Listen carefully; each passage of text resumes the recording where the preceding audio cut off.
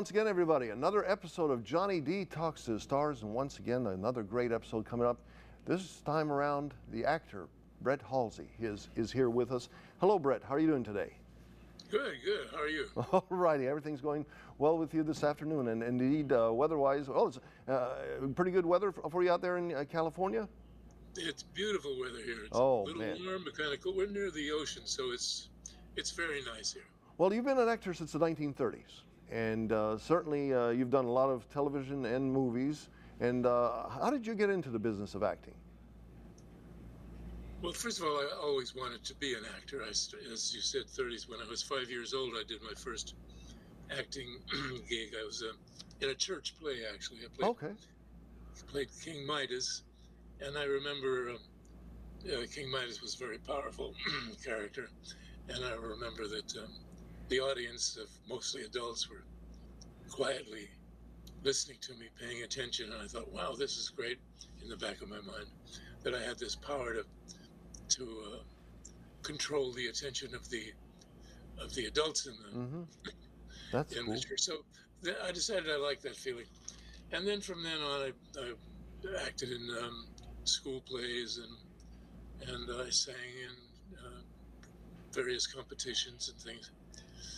And then at 19, I started school. I thought I didn't know how to get into the movies, but I thought I could get into radio. And then from radio, I could maybe get into television, and from television, maybe into the movies. It was not at all a definite plan, but it was kind of a plan. Okay, cool. So I went to radio school in Hollywood, and luckily I got a job as a page at CBS Radio in Hollywood, which was where they had all the big shows, radio shows. And one of my shows was the Jack Benny Show. And Jack and Mary Benny took a liking to me, and without my knowledge, they talked to the head of Universal Pictures, and who decided to put me under contract. Cool. Which was very unusual. But my unusual story is kind of usual amongst the unusual stories.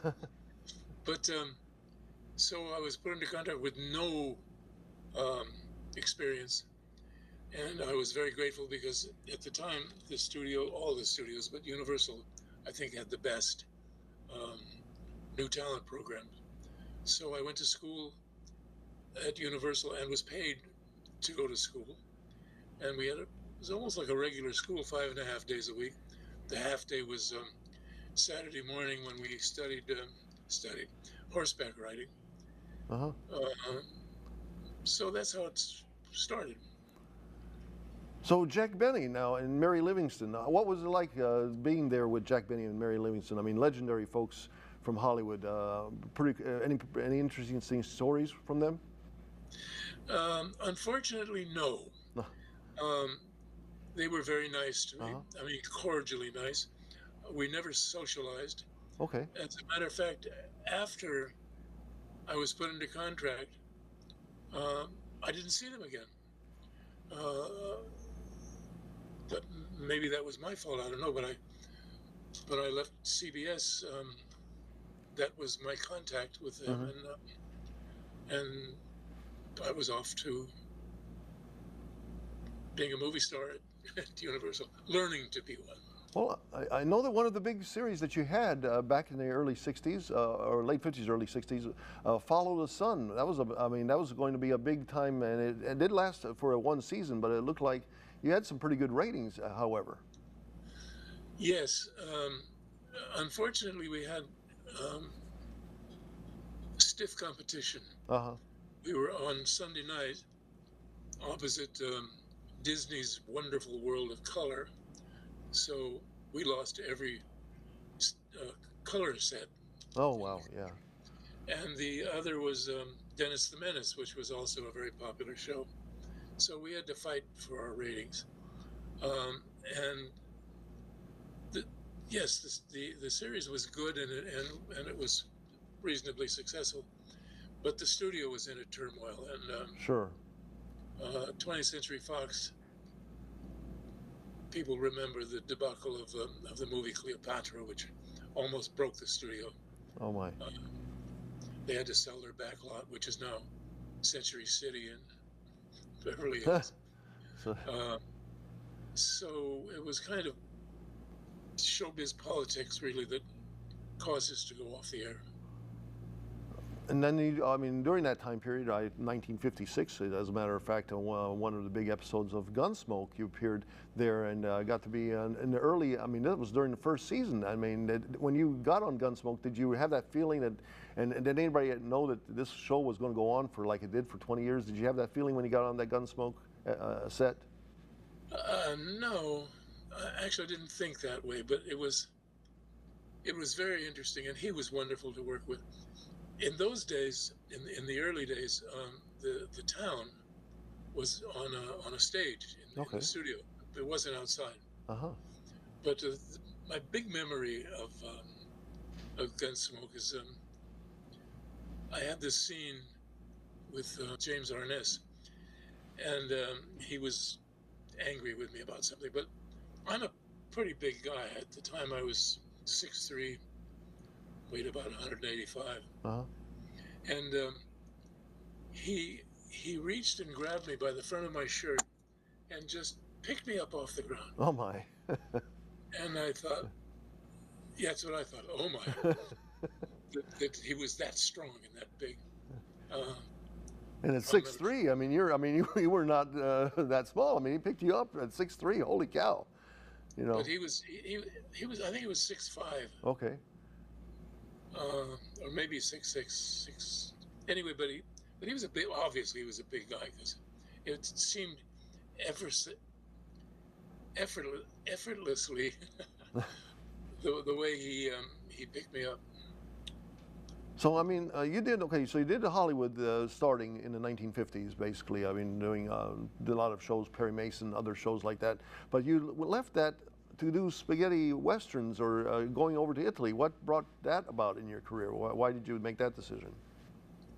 Well, I was under contract to 20th Century Fox as the studio was collapsing, and while I was doing Follow the Sun, my agent got an offer for me to go to Italy to star in one of those swashbuckling films, but I couldn't go. And then when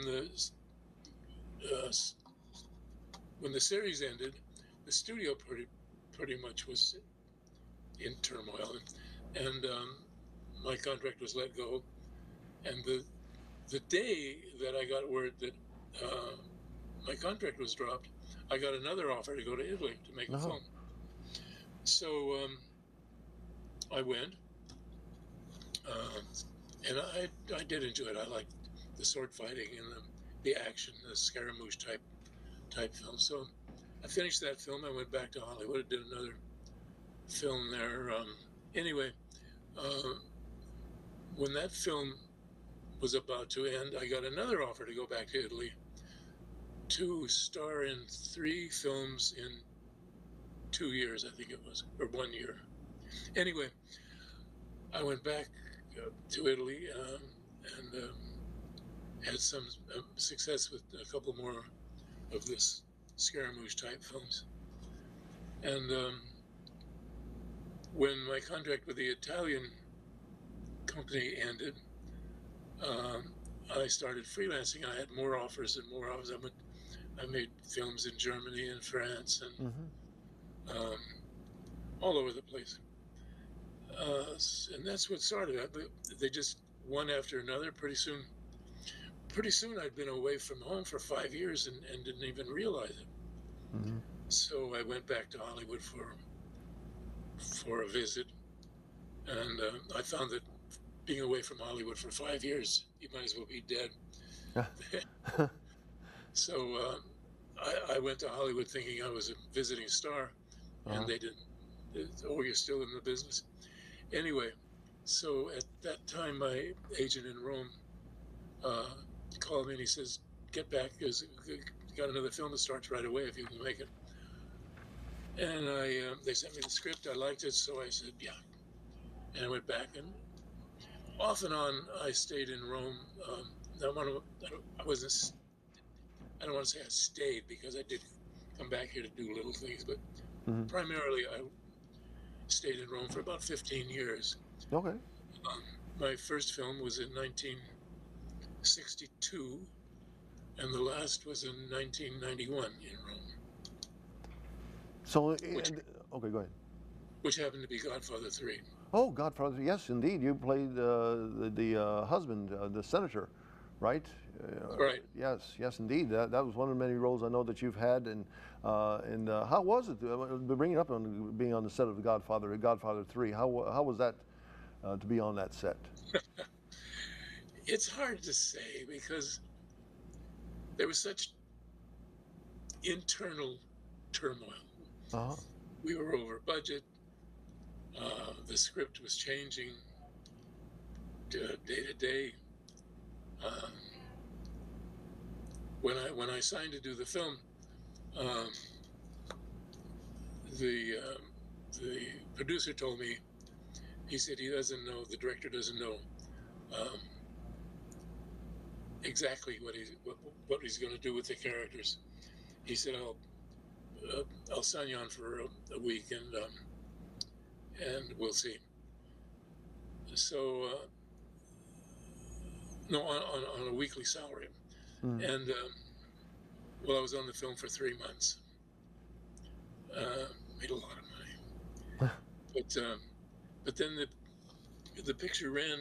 The first cut ran like 5.5 hours, so my story was basically cut.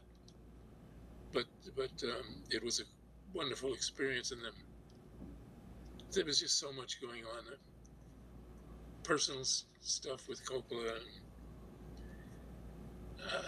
I guess it's things I really don't want to talk about. Okay, all right, no worries, no worries, and certainly, I mean, in between all of that, I mean, you in the 1970s into the 1980s, I mean, you were just, I mean, I remember you from a lot of shows and such as Columbo. I mean, you that was kind of cool to be just to be on that one of those series of Columbo and other series like that. But what, just bring up Columbo. Do you remember being on that episode back? I think it was called Death Lends a Hand, correct? Yeah. The interesting thing for me about my memory of Columbo is it's kind of typically Hollywood. I played a golf pro, a Uh-huh. teaching golf pro, and I don't play golf. So That was really good acting then. yeah, but it didn't bother anyone. It worked fine.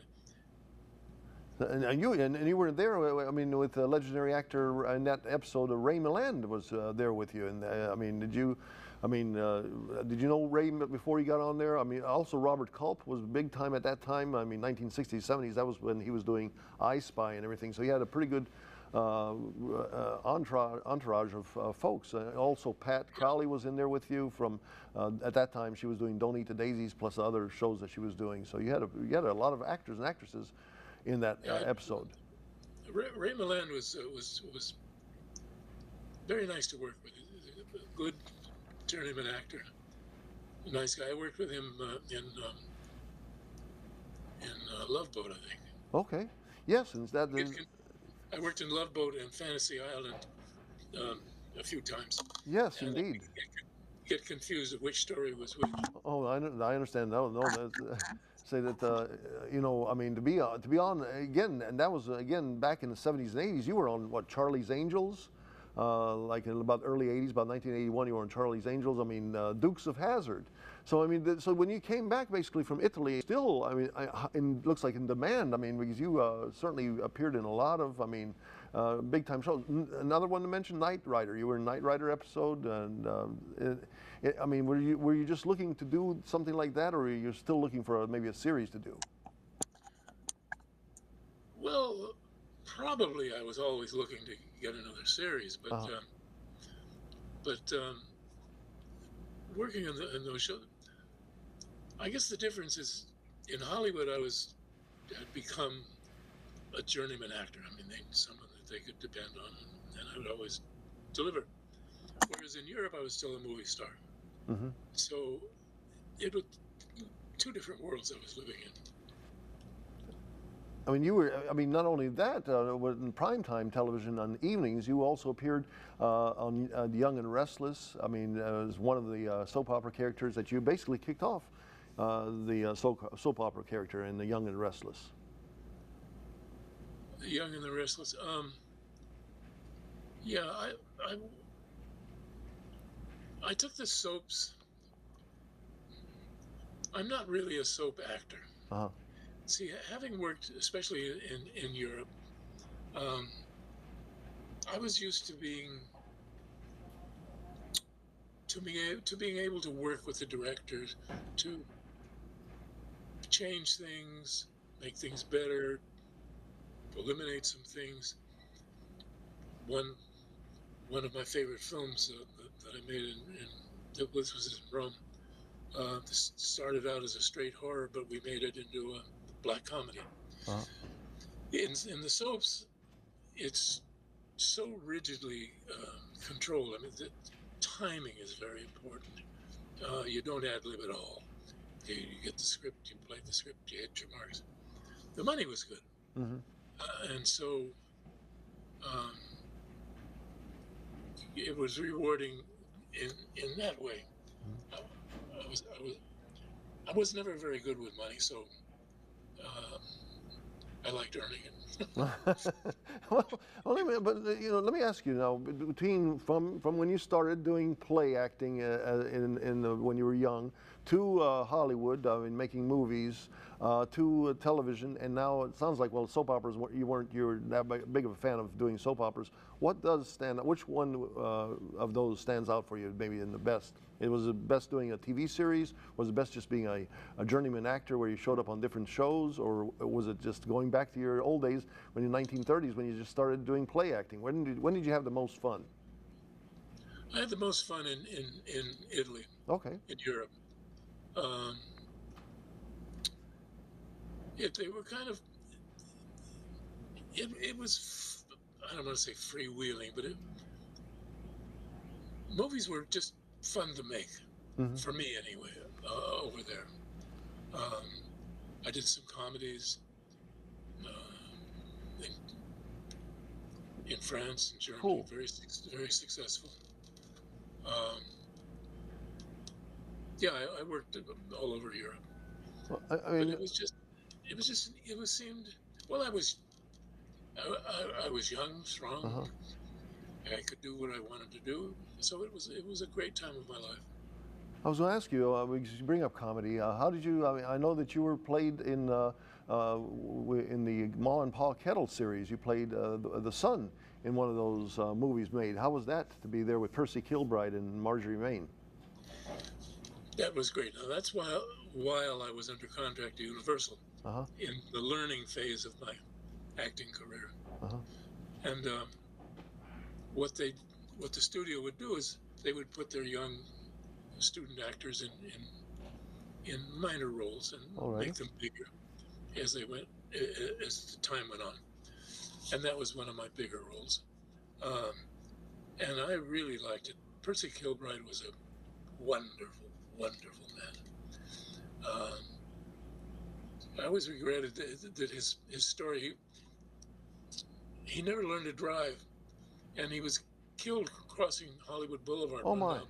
I did not know that. Yeah. Marjorie Main, on the other hand, she was a nice person, but she wasn't very well. Uh-huh. But it was just nice.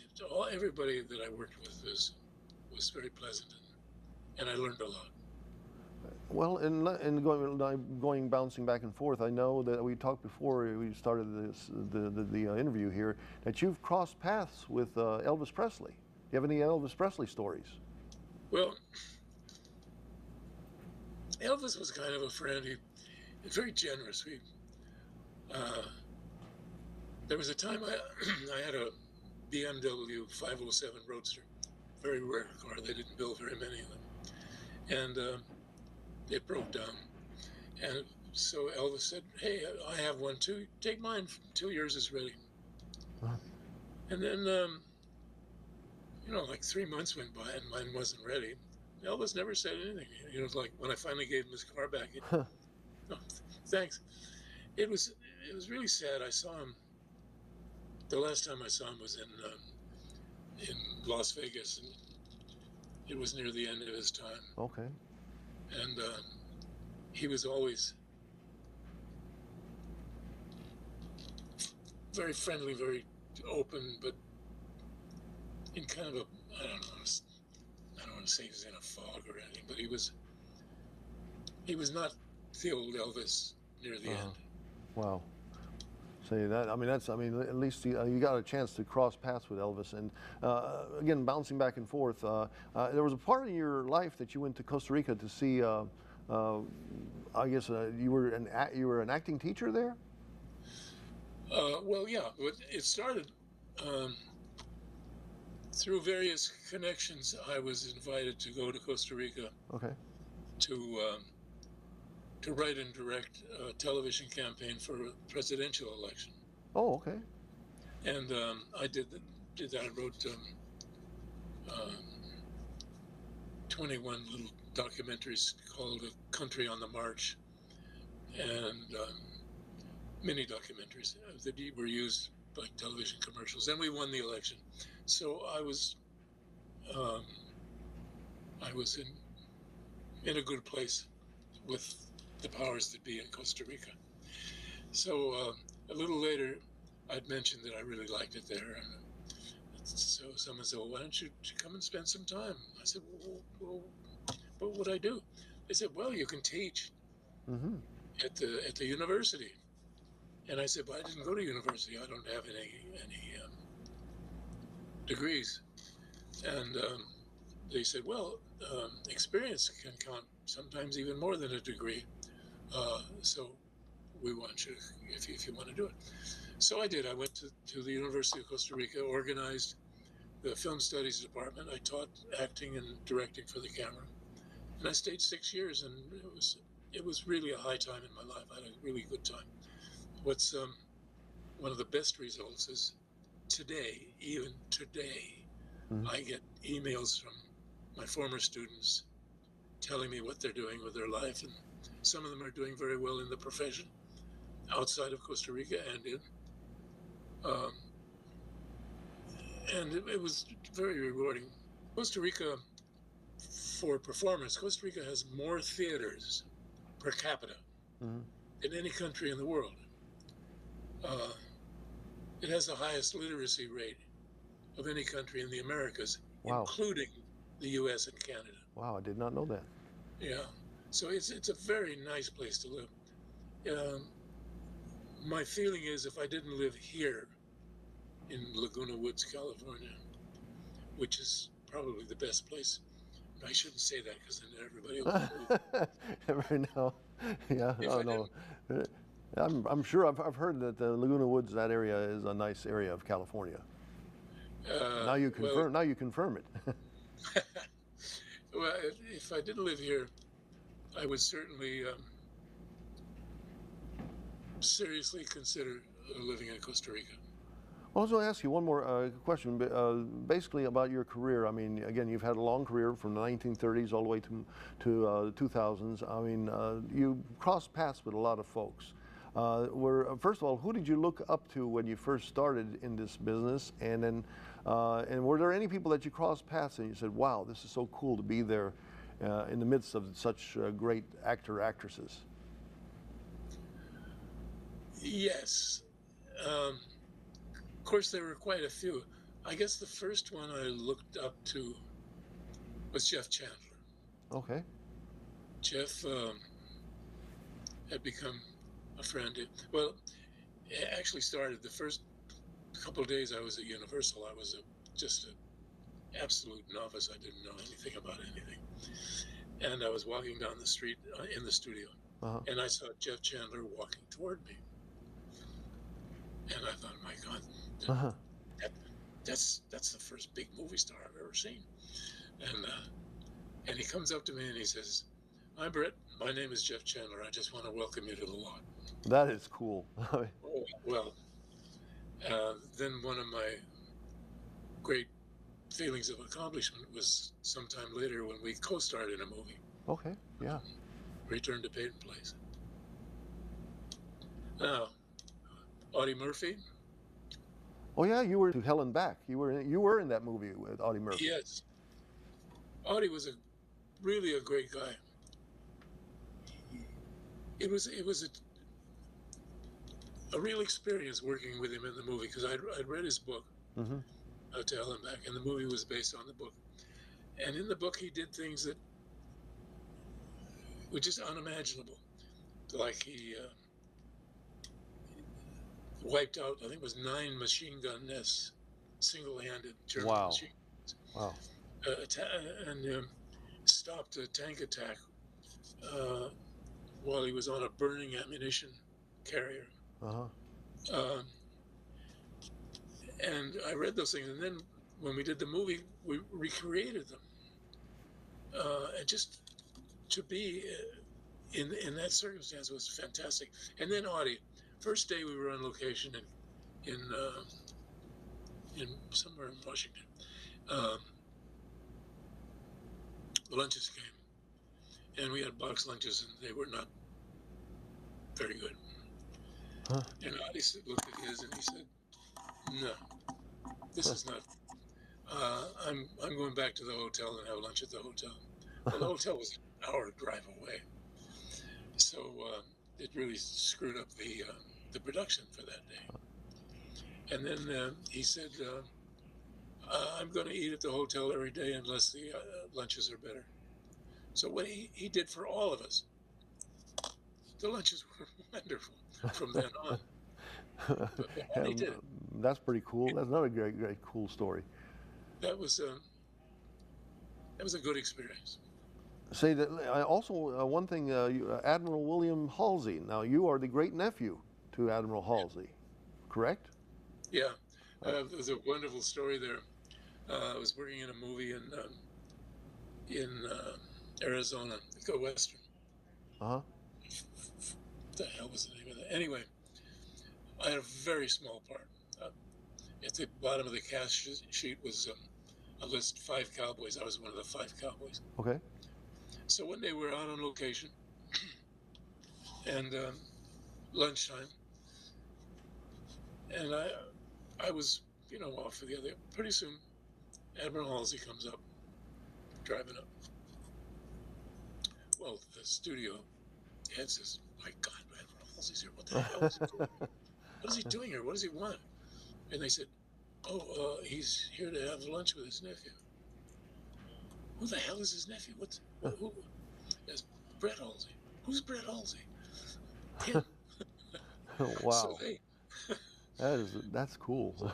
so so they tried to set up a big lunch for him. I mean, he ate with us, the Cowboys. And it improved my position with the production quite a bit. Yeah, he was a great man. Cool, cool, and you're a great gentleman too. I mean, you've had a great career. I mean, if you didn't do this, what would you do? I mean, what would you have done? If you didn't do acting, where would you have gone in life?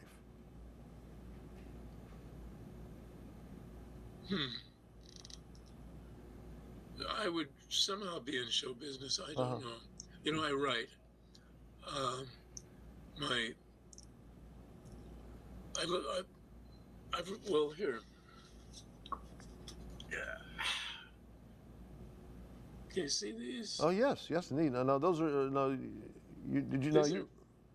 This is 7 novels that I've written. Yes, yes. I did hear rumor of that you have written novels, and you've got 7 of them. Correct? Wow. Look at all that. Look at all those words. There's a lot of literature Yeah. there, and so you've written 7 books. Do you have any other books on the way? Yeah. Okay. Yeah, I'm working on another one now. All righty. So, Cool. And go ahead. go ahead. No, I was going to say. I'm sorry to interrupt. But I was saying, are they available on Amazon? Amazon, yeah. Yeah. Okay. So we'll Yeah. definitely, folks need to go to Amazon and check out your books. Yeah, and they've all been optioned for the movies. Uh huh. As a matter of fact, the first one, The Magnificent Strangers, I made a lot more money from movie companies optioning it Okay. than I did selling the books. And it's right now, I can't tell you the names, but a couple of the biggest names in movie business are working on getting it to the screen again. Okay, that's cool. That is very cool. So 7 novels. So you did the acting and everything, but you also did your writing. So you have had a wonderful life. Well, the writing kind of started while I was working in Europe, because I would get these scripts, and many of them were in English, but in a roughly translated from some other language into English. And you can't perform that way. It just doesn't work. The best way I describe it is, if I say to you, I love you, that's 3 words, and you know what I mean.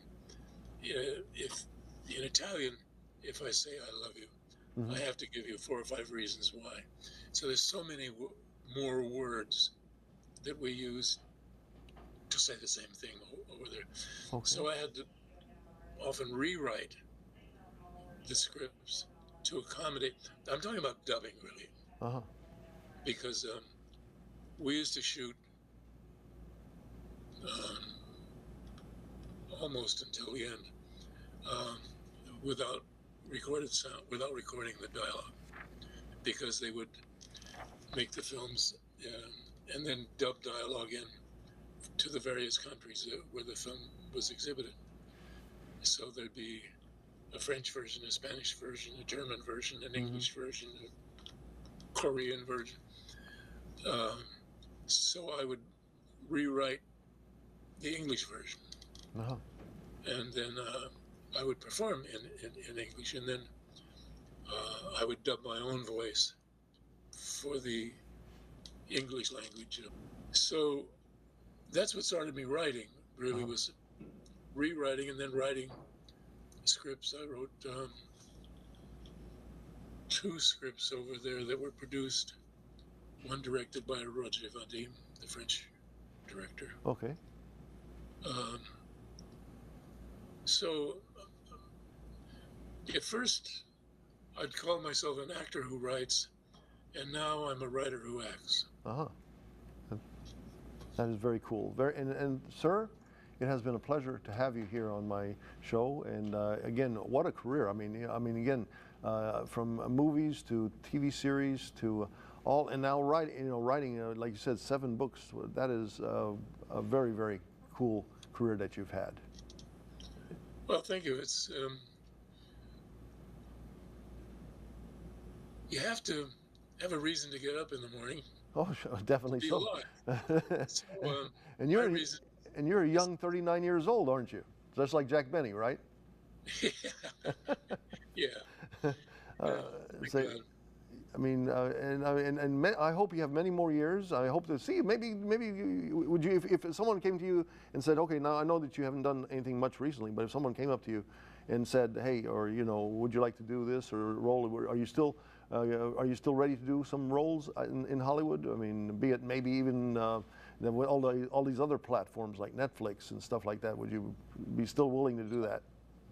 Well, as a matter of fact, I'm committed to act in a movie in Toronto. Okay. Soon. I don't have a start date yet, but I have the script. Okay, well that's cool. So I'm still available as an actor. Oh, that's great. That's great. And I mean, and again, many, many more years. Hey, when you get up to 100, I know you're what, 92 now? Yeah. Okay, you want to promise me that you'll be on my show when you're 100 years old? Well, I don't know. You have to talk to my agent about that. Okay. Well, it has been a pleasure to have you here on my show, okay? And you take it easy and good luck with everything and many more acting roles and good writing ahead of you. Thank you.